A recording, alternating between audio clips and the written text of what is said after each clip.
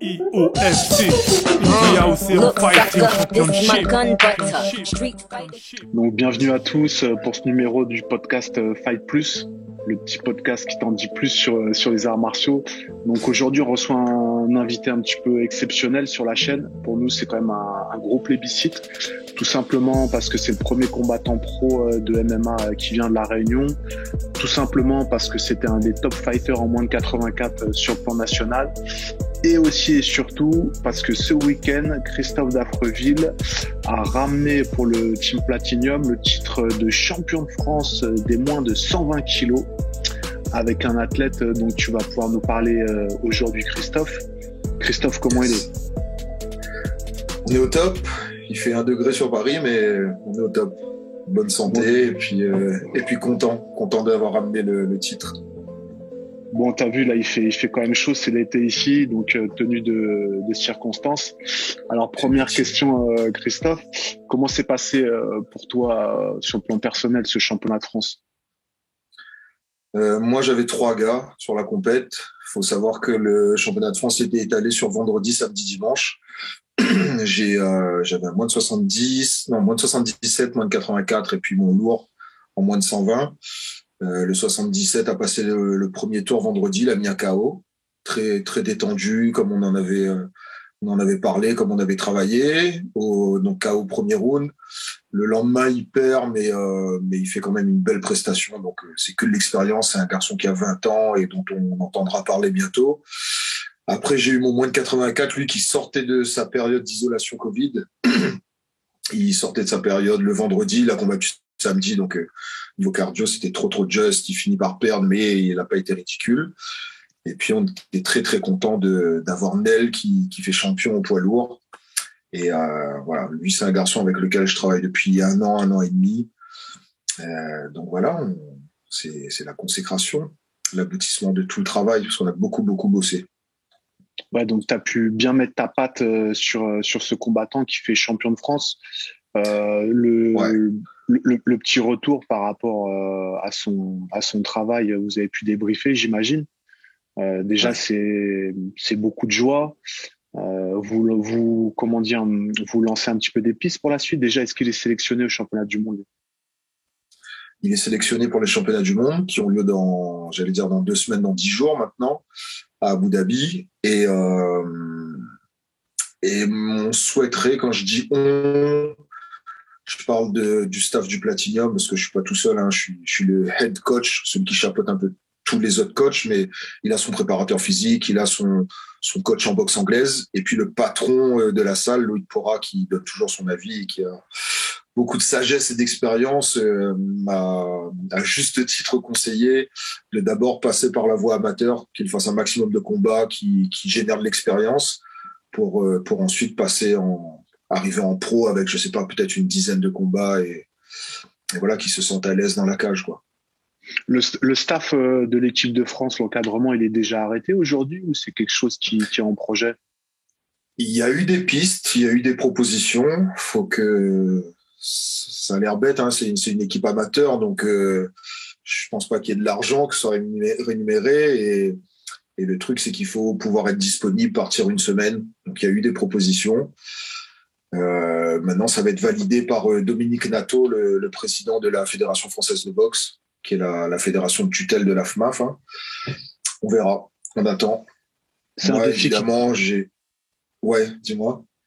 Excuse-moi, c'est un défi qui t'intéresserait, toi, d'accompagner des jeunes athlètes amateurs sur la scène internationale?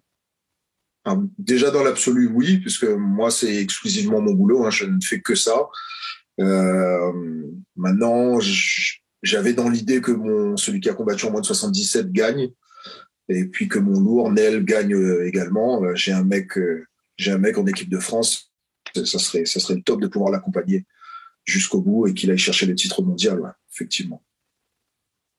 Alors, parlons un petit peu de sa finale. Ça s'arrête sur un uppercut bras arrière. En gros, son Ouais. travail debout, j'imagine que c'est quelque chose que vous avez travaillé. Moi, je l'ai trouvé très patient avec son travail du bras avant. La stratégie, pardon, c'était quoi en amont de ce combat?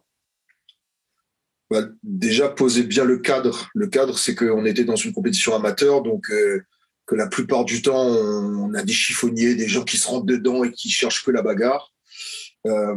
C'était de se dire, comme tu as très bien remarqué, qu'il fallait être patient, il est assez grand, Nel, il fait 1m96, il a une très très grande rallonge avec ses grands bras là, donc c'était de beaucoup travailler avec le jab, garder à distance les adversaires, les forcer à rentrer pour ensuite les contrer sur uppercut bras arrière, crochet bras avant, ce qu'on a répété 1 milliard de fois, ce qu'il a répété 1 milliard de fois avec son coach de boxe anglaise. Et voilà, sur les 2 combats, en vrai, c'est cette combinaison qui sort. Sur le premier combat, il met KO sur le crochet, et sur le deuxième combat, il met KO sur l'uppercut. Enfin, KO. Le mec tombe et puis il le finit avec le ground and pound. Mais voilà, grosse force de frappe. Un garçon très discipliné, très, très rigoureux et puis qui travaille, quoi. Donc après, c'est normal qu'il y ait de tels résultats. Il a un background dans un autre art martial ou c'est un pur Ouais, produit MMA? Ah non, c'est un judoka. C'est un judoka D'Orléans, qui est c'est ça, encore à non? l'INSEP. Voilà, d'Orléans, qui est encore à l'INSEP. Et pour la petite histoire, je l'avais revu de loin.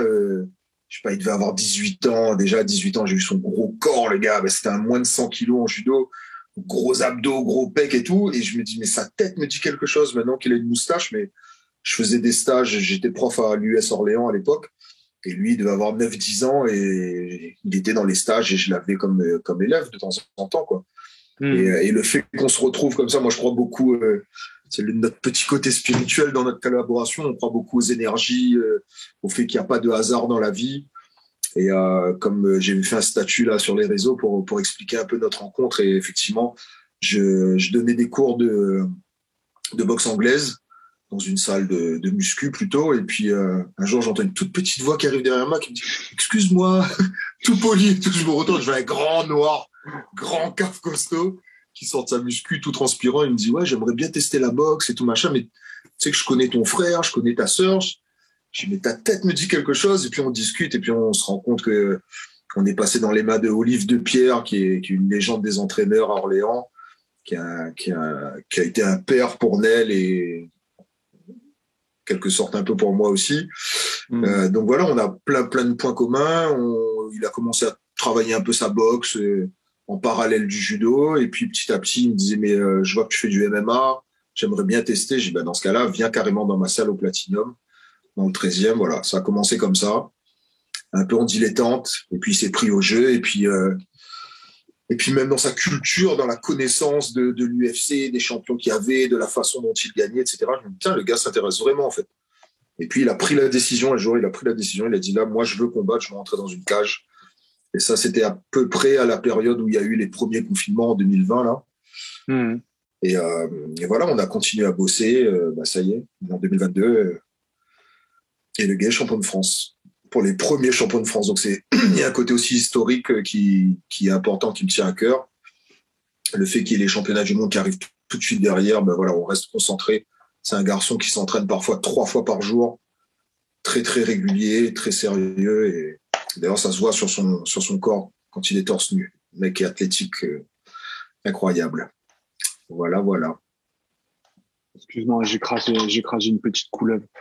Du coup, bon, il a les championnats du monde en ligne de mire. Pour lui, là, c'est quoi? C'est récupération cette semaine et technico-tactique la semaine prochaine? Non, franchement, il s'est remis dedans tout de suite. Il m'a dit, on s'est quitté dimanche soir. On devait aller boire un coup à l'origine. Un coup, peut-être 2-3 coups même. Et il m'a dit, non, finalement, je vais me reposer que lundi. On se retrouve mardi. Et le lundi après-midi, je le vois déjà. Il me dit, non, mais en fait, j'ai percuté. Les mondes, c'est dans 2 semaines. On n'a pas le temps, en fait.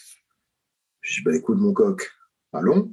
Et le truc, c'est qu'en fait, il a fait 2 combats. Il a gagné les 2 combats au premier round en moins d'1 minute 30. Donc, il n'a pas pris de coups. Il est en forme. Il revenait d'une petite blessure aux côtes. Il n'a pas pu vraiment faire parler son judo, mais du coup, c'était beaucoup plus spectaculaire puisqu'il a fait parler sa boxe anglaise et qu'il a couché les gens. C'était bien. Ok. Bon, on peut clôturer cette petite séquence sur ton compétiteur. J'avais des questions concernant ces championnats de France. Est-ce que toi, c'est une complète réussite ces championnats de France sur le plan de l'organisation et l'aspect aussi historique dont tu parlais? Alors, pour connaître tous les acteurs qui ont œuvré à la mise en place des championnats de France, effectivement, je sais qu'il y a eu énormément de boulot derrière. Je sais que le staff était vraiment impliqué.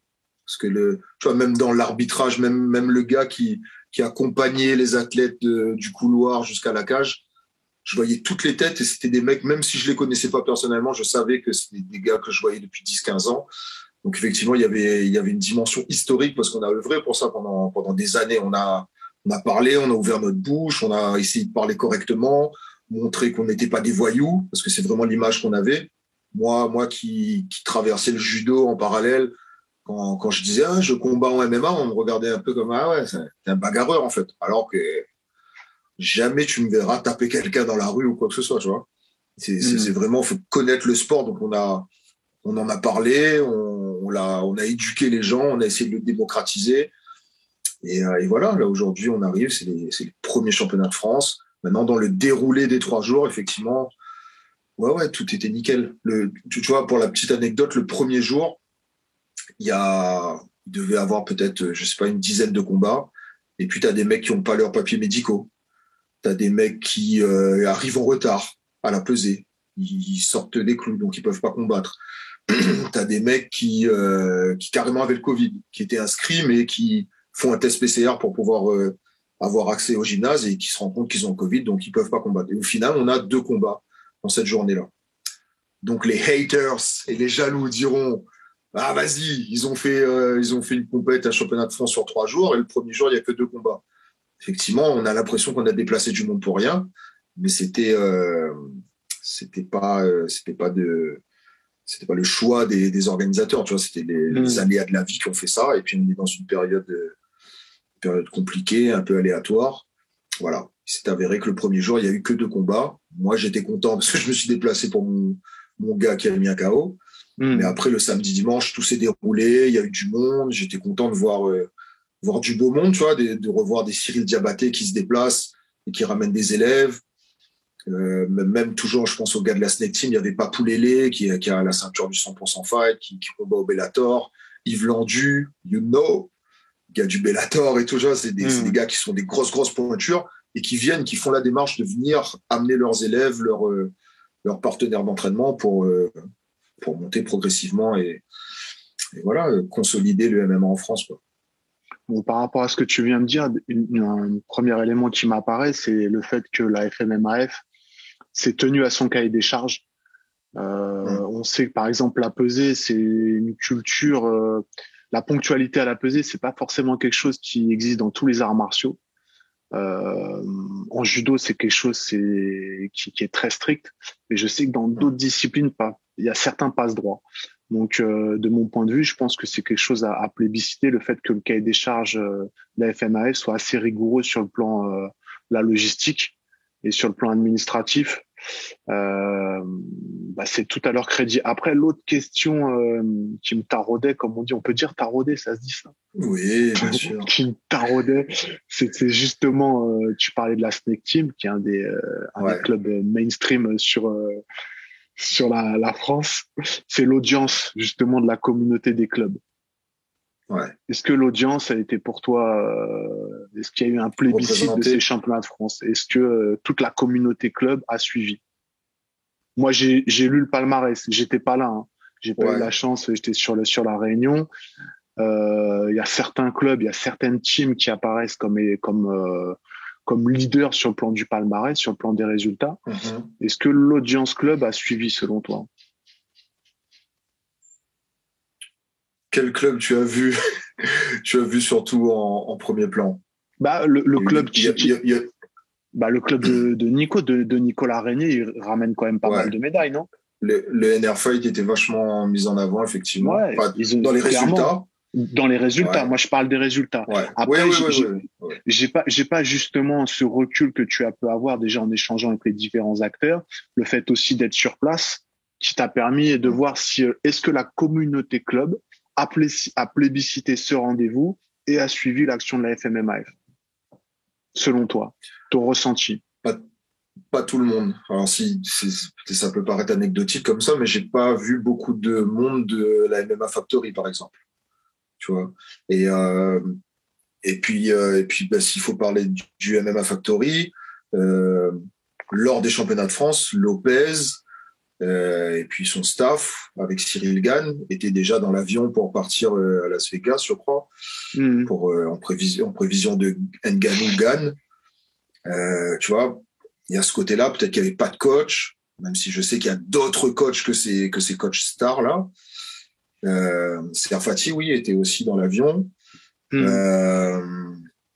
Voilà. Après, est-ce qu'ils ont envie de jouer le jeu, ou est-ce qu'ils n'ont pas envie de jouer le jeu, ou est-ce que eux ont une politique plutôt de haut niveau, uniquement de combattants pro de très haut niveau. Nous, on récupère de temps en temps au Platinum des combattants qui viennent chez nous parce qu'ils sont déçus de Lopez, on va dire, même pas de MMA Factory, ils sont déçus de Lopez.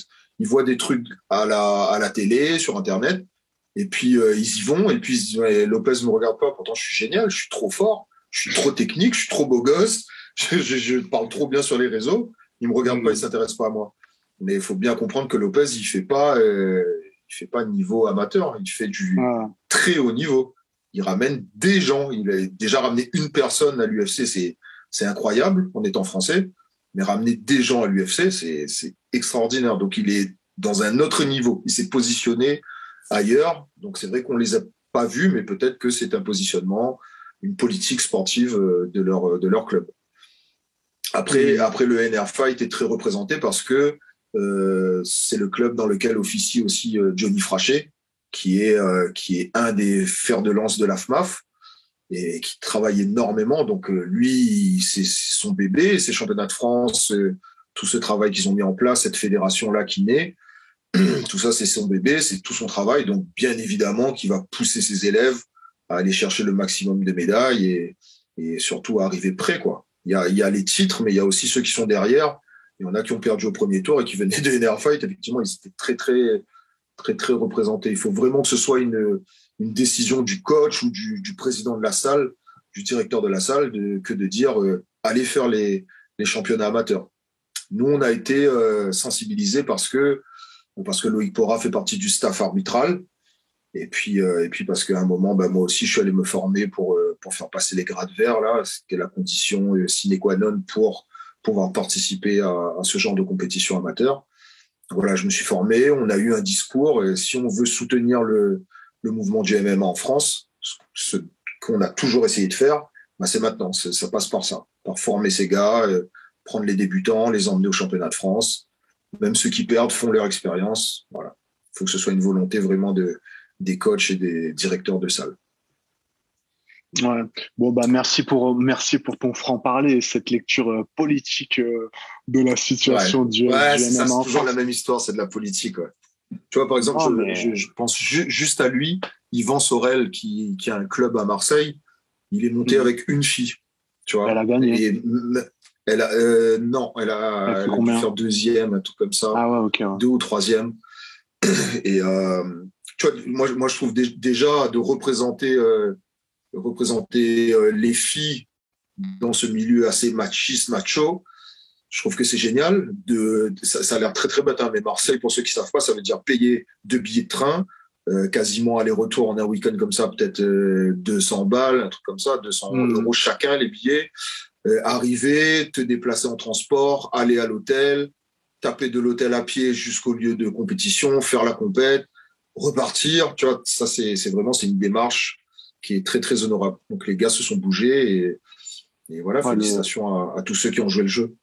Ouais, le gars, c'est clairement un acteur historique en plus. Ouais. Et comme tu dis, il vient de Marseille. Donc, voilà, cette audience club a pas été forcément à la hauteur, tu penses, de l'événement et de l'aspect historique de ce premier événement championnat de France amateur. Il y a aussi un truc, c'est que souvent quand on dit championnat amateur, on se dit c'est des débutants. Ces débutants, va pas y avoir de niveau.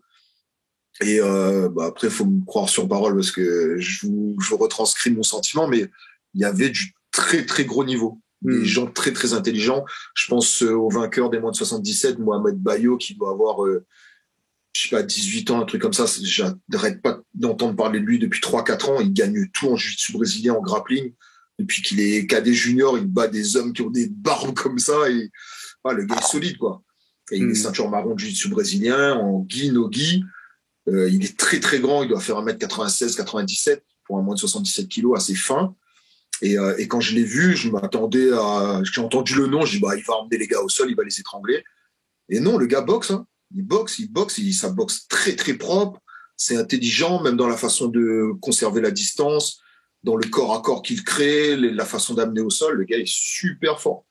Donc, c'est très, très bien qu'un mec comme ça, qui a 18, 19 ans, commence à faire ces armes-là. T'imagines, il va faire 2 ans d'amateur. Derrière, quand il va rentrer en pro, ça va être une tuerie. Donc, il y avait beaucoup de niveaux, contrairement à ce que l'imaginaire peut laisser penser en amateur. Ok. Au niveau de l'audience, au niveau des médias, pour toi, elle a été à la hauteur ou pas? Ça reste du MMA, et ça reste amateur. Si on parle d'MMA en France, c'est parce qu'on parle de Cyril Gane ou d'Ngannou, qui a tout d'un coup le rôle du salaud, du méchant. Voilà, sans commenter plus que ça, mais parce qu'on parle de combats qui ramènent des millions. Mais sinon, voilà, il y a une petite représentation dans le Parisien, dans l'équipe. Mais je pense que ça a été aussi une volonté de l'AFMAF et des acteurs de l'AFMAF que de travailler sur la communication.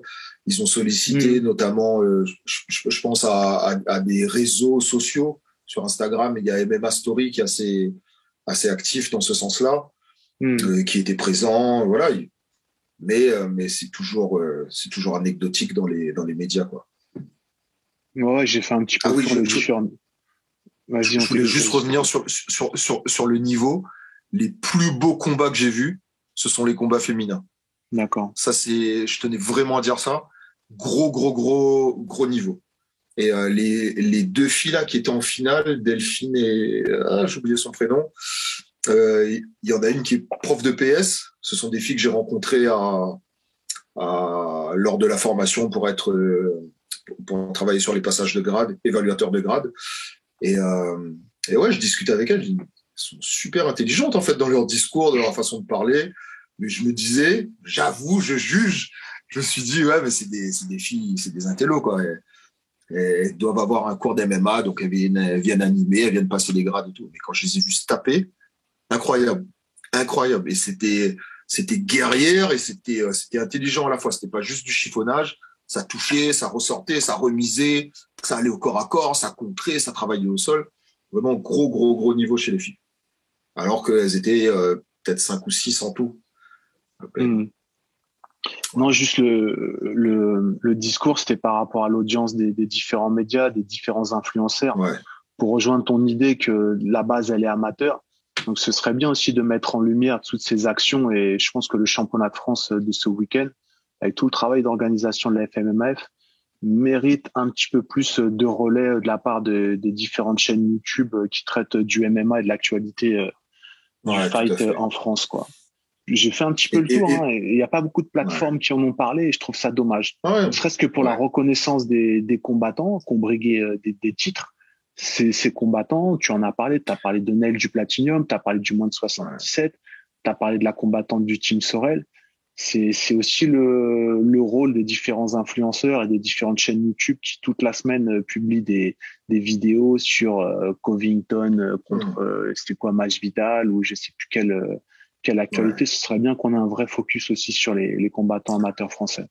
Ouais, parce que on se rend pas compte à notre niveau, mais moi j'ai un gars qui a été médaillé déjà au niveau amateur comme ça en européen et qui me rapportait ça que il y a des pays pour lesquels un championnat amateur c'est très très important. C'est comme s'ils allaient jouer les JO.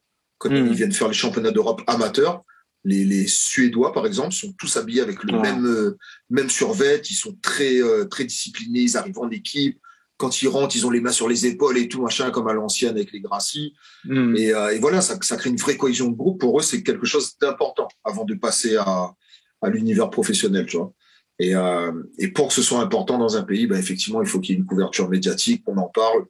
Et même nous, à notre petit niveau, tu vois, même nous qui utilisons les réseaux sociaux, je pense que c'est important de temps en temps de je sais pas moi, de mettre un hashtag FMAF, hashtag MMA, MMA France. Tu vois, mettre vraiment en avant le fait que qu'il y a une culture du combat amateur et que ça va déboucher sur du pro avec du gros niveau derrière. Moi, je te propose de terminer la séquence championnat de France et FMMAF en rappelant quand même que peut-être qu'on va te retrouver au championnat du monde pour accompagner ton combattant. Donc, Seigneur Jésus, Inch'Allah, Inch'Allah, ça serait génial. On verra ça. Juste un petit mot, du coup, il n'y avait pas de Réunionnais au championnat de France alors? Et tu sais quoi, je parlais de j'étais le seul et je parlais de chacun à son petit niveau, de faire une petite pub et tout, et tu vois, il y a un moment je me suis dit, j'ai un masque, tu vois, il fallait porter le masque, j'ai un masque avec le drapeau de la Réunion. Et je me suis dit, je vais mettre ça, je vais mettre un petit mot et je vais dire, ouais, il n'y a pas de Réunionnais, c'est quoi ce bordel et tout, mais les choses arriveront en temps et en heure. Effectivement, il y a des tractations politiques en arrière-plan. C'est vrai que quand tu es athlète, tu es à la Réunion, tu t'entraînes, tu es chaud, tu voudrais suivre ce cursus amateur-là, aller au championnat de France, peut-être même payer de ta poche, parce que j'ai entendu des jeunes parler de ça. Mais en fait, tu peux pas parce qu'il y a une question de politique derrière qui n'a pas encore été bien réglée. Et voilà, il va falloir vite penser à ça. Mais j'ai soulevé la question. Bon, la prochaine étape, en tout cas, ce sera ta venue ici à l'île de la Réunion en tant que formateur. On y travaille tranquillement et sereinement avec les différents acteurs locaux. On a la chance aussi d'avoir Gaël Grimaud qui s'est installé aussi sur son île natale. Donc voilà, de la ressource, on n'en manque pas à la Réunion avec vous deux, les deux combattants professionnels réunionnais. Je te propose de clôturer la séquence FMMF et MMA amateur et te faire réagir un petit peu pour terminer sur un petit peu d'actualité. Ouais. Ça te va? Vas-y. Bon, tu nous as dit ou... je regarde même pas les informations. Que tu veux que je parle de Covid? Mais du coup là, moi je regarde un petit peu l'actualité du MMA. Tu nous as dit que Ngannou était présenté comme le méchant. Qui c'est qui va gagner alors, le gentil ou le méchant? Ton pronostic? Le plus fort, le plus puissant, je pense. Celui qui, tu vois, il y a eu un petit reportage, je sais plus sur quel, c'est un réseau qui a fait ça. Un petit truc sur Ngannou où il disait, j'imite, avec son accent, il disait, je fermais les robinets et les gens, ils n'arrivaient plus à ouvrir. Je disais bonjour aux gens et ils disaient, mais pourquoi tu écrases ma main? Je comprenais pas. Et vraiment, mais là, il parle d'un temps où il était encore sur Paris. Maintenant, je crois qu'on se rend pas compte du staff qu'il a quand il est à Las Vegas là-bas. Enfin, je dis Las Vegas, mais en fait, c'est un gars qui peut s'entraîner n'importe où dans le monde. Il a une équipe qui peut le suivre. Il en est à pouvoir payer 5 billets d'avion en première classe pour aller s'entraîner au Canada, pour aller s'entraîner chez lui, à Bati au Cameroun là-bas.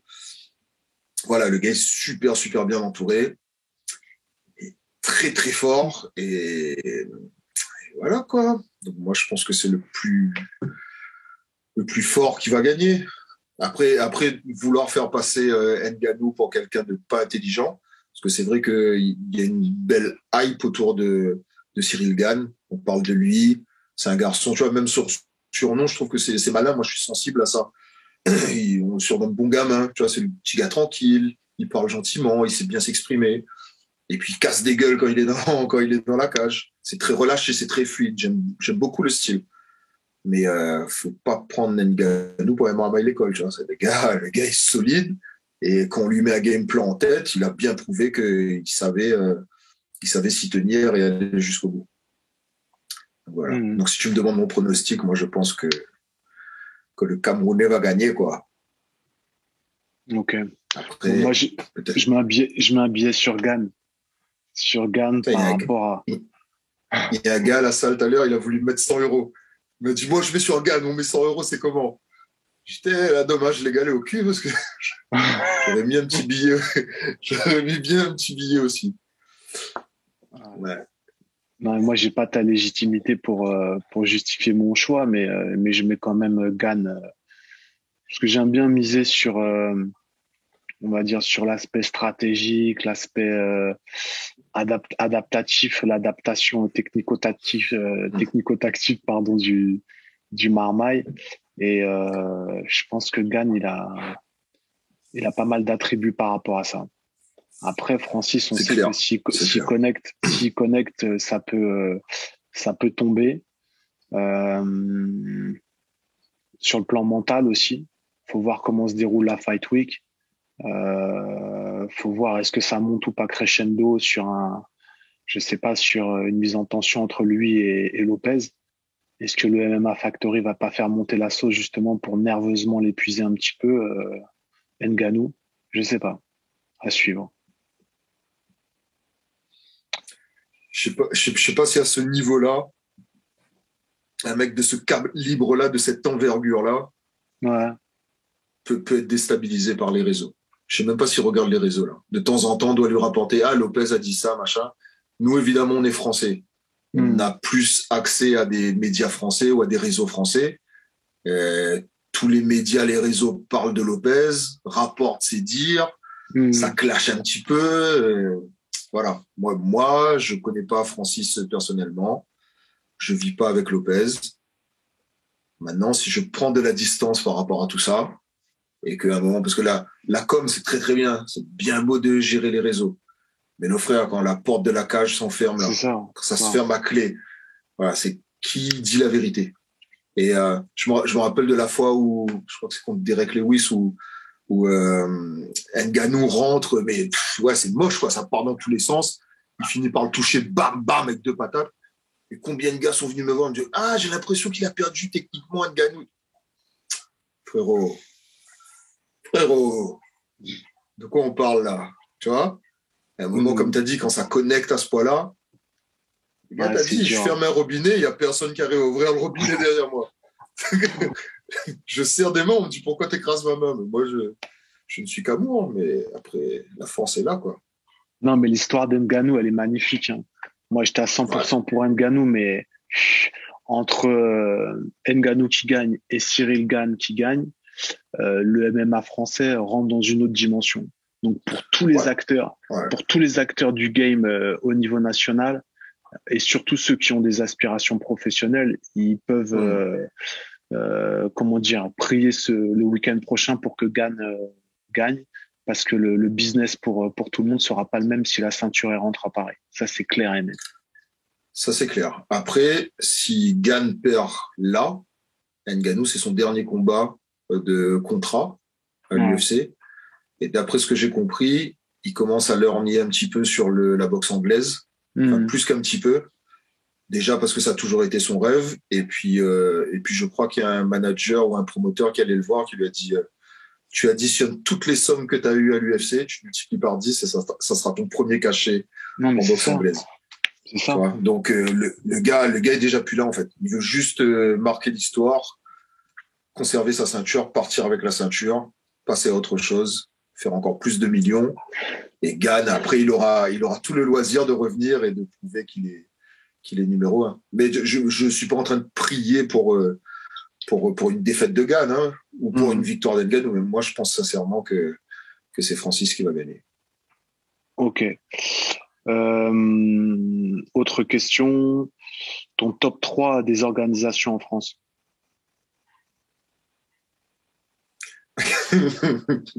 En fait, en ce moment, je suis en train de négocier avec des gens, donc je peux pas donner alors, par rapport à ce qui a été fait, par rapport à ce qui a été fait, pas ce qui a comme annoncé ou quoi, ce qui a été fait. Voilà, il y a eu 4-5 organisations qui se sont positionnées. Voilà, le top 3 pour le grand public ou pour le connaisseur que tu es ou pour le professionnel que tu es, qui a réussi à sortir un petit peu ça s'écarte du jeu là. Ouais, Hexagone, c'est très malin, je trouve. C'est très très malin, c'est très fort, même dans leur façon de s'entourer. Tu vois, ils ont pris comme matchmaker Anthony Rea, qui est le Français qui a fait le plus de combats et de combats à haut niveau, selon moi, en France. Voilà, peut-être à égalité avec Ares, parce que Lopez, quoi qu'on dise, qu'on aime, qu'on n'aime pas, le gars est trop fort, trop malin. Donc il sait générer de l'argent, il sait aller chercher l'argent. Bien sûr pour son enrichissement personnel, parce qu'il faut bien vivre, mais il est mu par une par une vraie volonté de faire du haut niveau dans le MMA. Et il a, je pense que c'est le genre de gars, tu vois, Lopez demain, il s'expatrie aux États-Unis, il va faire de l'argent de toute façon. Il va intégrer des trucs et tout machin.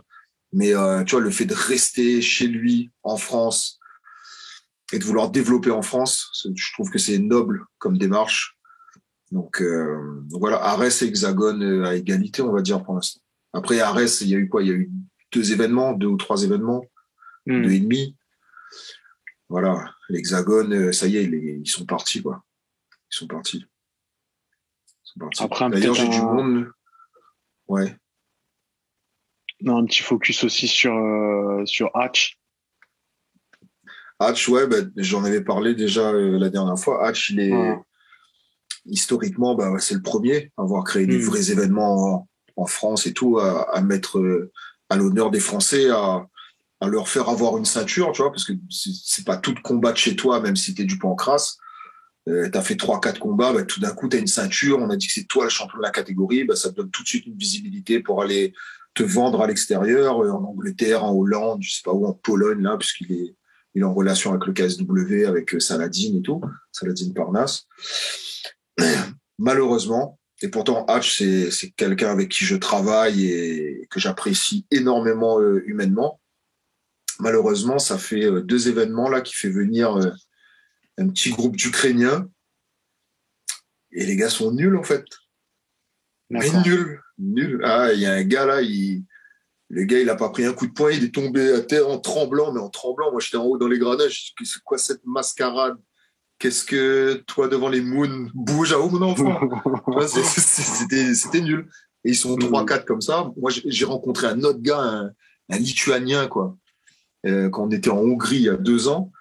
Et le gars me harcelait, il me dit, moi, je veux venir combattre en France, machin. Je dis, ouais, mais moi, je suis pas promoteur. Il me dit, donne-moi ton numéro, tu vas me donner des contacts. Vas-y. Je regarde un peu son palmarès. Le gars, il a 3 victoires, 28 défaites, Wow. 4 nuls. Un truc de le gars est faible. Le gars est faible. Il est nul. Par contre, il vient d'un pays où, je sais pas, le SMIC doit être à 400 euros. Et à chaque fois qu'il combat, il prend 600, 700. Tu vois, il gagne sa vie. Il est professionnel de ça, quoi. Et le gars me disait, je veux venir combattre en France. Je vais pas appeler Hatch pour lui mettre un gars faible comme ça dans les pattes, tu vois. Mais putain, j'ai vu le gars sur le dernier événement, pardon, je suis grossier. J'ai vu le gars sur le dernier événement de Hatch. Bien évidemment, il s'est fait rincer. Voilà, quoi, c'est, même pour le show, tu vois, pour la crédibilité de ce qu'on est, il y a, tu vois, moi, je suis pas mal monté en Angleterre pour aller voir des événements, pour y combattre et tout. Et effectivement, on se fait voler à chaque fois que nous, on arrive, on est français, on va en Russie. Combien de fois on s'est fait voler? C'était abusé, tu vois. On tape les gars, on les tape, ça va jusqu'à la décision. Lève la main du gars. Vas-y, tu peux même pas protester, tu parles même pas la langue ni rien, vas-y, rentre chez toi. Là, en fait, on est en train de nous reproduire ce qu'on a connu à l'ancienne. C'est-à-dire que j'ai l'impression, sans manquer de respect, que Hatch veut faire monter certains de ces gars ou certains Français qui sont dans son organisation et leur oppose des mecs qui n'ont pas de niveau. Mais là, c'est tellement flagrant que ça devient un peu triste, quoi. Okay, voilà. ouais. Mais sinon, en termes d'organisation, tu vois, faire ça au cirque Norman, j'avais jamais été. Ouais, tu vois, c'est une super idée de proposer un spectacle de MMA parce que ouais, c'est ça. C'est pas que du sport. C'est pas qu'une compétition comme un match de foot, je sais pas quoi, c'est un spectacle où tu viens, peut-être même en famille. Là, tu es dans un cirque, un bel endroit dans Paris. Et puis, il y a une cage au milieu, un beau staff et tout, c'est nickel. Mais par contre, il faudrait revoir un petit peu le niveau des combattants. Voilà. Okay. Il y a le MMA GP aussi qui est vraiment pas mal. Dans le côté chaud. C'est tout bête, mais un coup de lance-flamme, la fumée qui monte, ça pète 2 pom-pom girls qui t'accompagnent et tout. Le décorum est très très bien. Voilà. Et ils commencent comme ils ont un beau décorum, du coup les athlètes ont envie de participer à ce genre d'événement et il y a de plus en plus de plateaux de très haute qualité. D'accord. Peut-être, je sais pas si tu avais un focus à faire sur un combattant aujourd'hui, un combattant français que tu plébiscites, qui a un Saladin. grand devenir. Saladin Parnasse. Saladin Parnasse, c'est incroyable, les gars. Incroyable. Incroyable. Et un des gars, pareil, dont on parle quasiment pas, ou qu'on n'a pas assez parlé quand il était athlète, c'est Boris John Stomp, qui à l'époque aussi était un des précurseurs du MMA à l'international français. Et lui, c'est l'entraîneur de Saladin aujourd'hui. D'accord. Boris, c'est un gars, à chaque fois que j'ai tourné avec lui, il m'a pété quelque chose, tellement le gars est fort. Mais même pas méchamment. Hein. Le seul KO que j'ai pris dans ma carrière, il m'a dit, frérot, quand tu envoies ton bras avant, tu penches la tête sur le côté. J'ai dit, ouais. Il est venu tourner à haute tension avec moi, alors qu'il tournait pas du tout chez Jean-Marie. On a tourné, il m'a dit, tu vois, là, tu penches la tête. Ah, tu penches la tête. Et moi, je faisais trop le gars, ouais, t'inquiète, vas-y, tourne. J'envoie un bras, il s'est décalé, il m'a envoyé une jambe avant, il m'a pété le front. J'ai encore la photo où je mets un coton où j'enroule ma tête avec du sparadrap. Et ça coulait, quoi. Le gars m'a pété le front avec protège tibia et tout. Tellement le gars est fort. Et là, aujourd'hui, c'est un gars qui fait du crossfit, il fait 90 kilos, il est solide. Il me dit, je tourne avec Saladin qui fait 70, 72 kilos. Le gars me met la misère. La misère. Il me dit, plus personne veut faire des thématiques ground and pound avec lui. Il assomme les gens. Ah ouais, c'est... Moi, tu vois, moi, j'ai vu à la télé, j'ai vu les vidéos et tout. Un jour, ils sont venus tourner. H nous envoie, il me dit, je vous envoie 2 athlètes. Donc, il y avait Saladin, qui était déjà connu, la petite star. Et il y avait Fabakary Diatta, qui est au Bellator et qui a déjà gagné 2 combats au Bellator. Lui, on n'avait jamais entendu parler de lui. On a vu qu'il était pas mal, mais voilà, sans plus. Par contre, Saladin, il est arrivé, très poli, bonjour, machin, il parle tout doucement, il met ses bandes, il met ses protèges tibia, les gens, au lieu de rentrer chez eux, il était déjà 21h, 21h15, il reste un petit peu devant la cage, devant le tatami, il commence à regarder.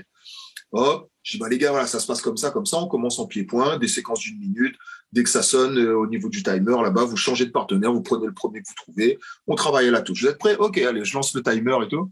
Il se met comme ça, très relâché, il fait un step jambe avant, middle jambe avant, et ça fait PAH! Quand ça fait pas, je vois tout le monde qui sort son téléphone, qui essaye de filmer, comme ça. Les gars tremblent, c'est quoi ce truc de ouf, là? Et quand je te dis le gars va trop vite, on dirait que tu regardes un film devant toi, que quelqu'un met avance rapide, ça va vite, ça va fort, il y a un timing de fou. D'ailleurs, il a tourné avec Greg MMA, pour ceux qui suivent les actualités du gars. Greg MMA, il fait 100 kilos. Et 100 kilos pas gras comme moi, tu vois, et le gars a des abdos, des gros bras, machin. Bah, il a joué avec son corps. Alors que Saladin, c'est à moins de 66. Hein. Tu vois, donc, mais incroyable. Mais le Boris, j'avais tourné une fois avec lui au Cercle Tichy à l'époque, là. Drôle de sensation. J'ai l'impression d'être un enfant.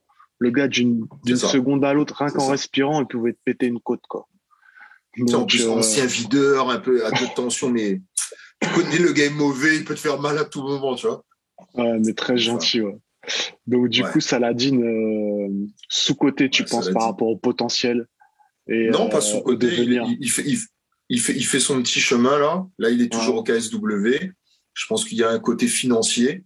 Et H, il est très, très malin. Il connaît bien le game et il sait qu'à l'UFC, tu peux être fort comme tu veux. Demain, il y a eu un petit couac, je sais pas, tu te blesses, tu perds un combat. Voilà, tu peux te faire virer à tout moment et puis ça peut me foutre en l'air le reste de ta carrière. Donc, le truc, c'est d'être patient. Là, il a 23 ans, tu vois. 23 ans, tu le fais rentrer à l'UFC à 25. Il tape des bonhommes en Pologne, là-bas. Mais quand je dis des bonhommes, des hommes.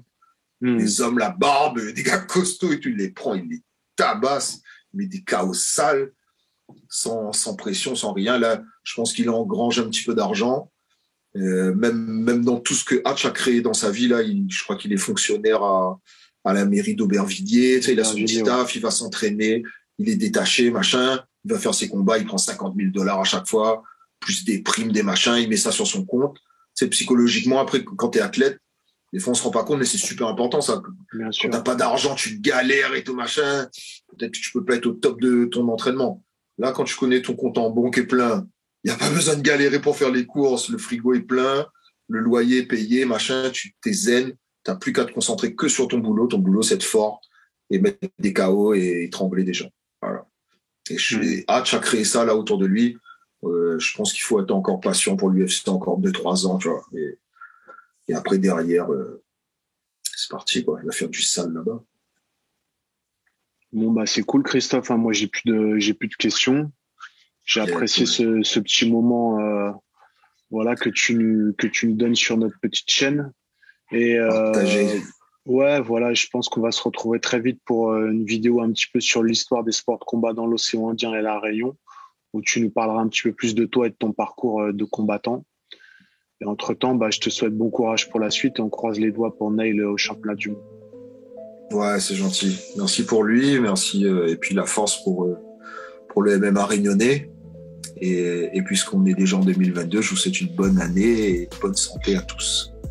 Voilà. On la retrouve. On nous retrouve. Ciao, bye. EOFC, India Ocean Look, Fighting sucker, this is my Championship. gun butter. Championship. Street fighting. Championship. Championship.